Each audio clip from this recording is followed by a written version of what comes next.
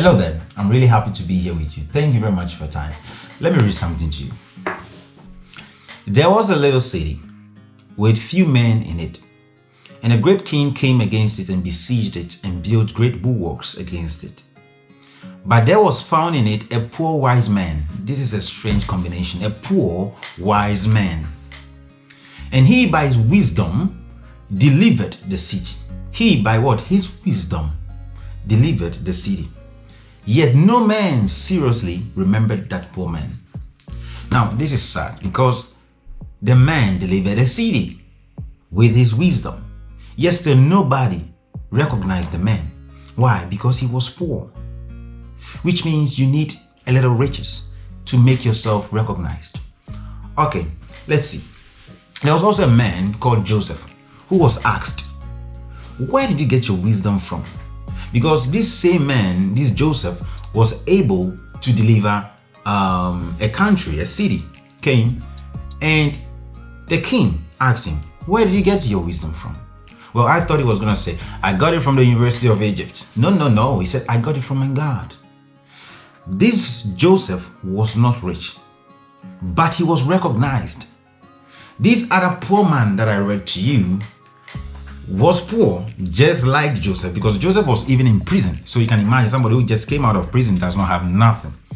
Yes, so Joseph was recognized, but this poor man was not recognized, even though they both had wisdom and delivered the city. What is the difference? The difference stands with the riches. What do they mean by riches? Do they mean physical properties? You know, the more money you have in your account, or the more properties you have? What riches are they talking about? Well, I think the riches they're talking about are not material riches. That's not what they're talking about. It begins from your mind.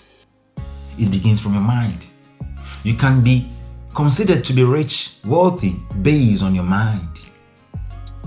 It starts from your mind, not just the amount of money you have, not the amount of cars you have, not the properties you think you have, because none of these really matter. We measure riches with how much money you have, but that is not necessarily true. That the more money you have, well, it got to a certain point where the more wives you had, the more rich you were.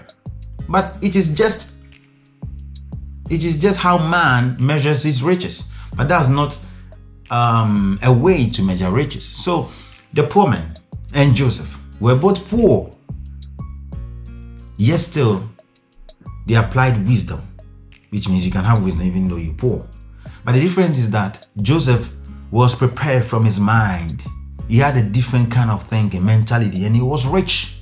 So that kind of riches worked for him, that kind of mindset worked for him. He behaved differently. So he applied that wisdom and he was recognized. The poor man applied the same wisdom and was not recognized, even though they both saved a city, a country. Thank you very much for your time.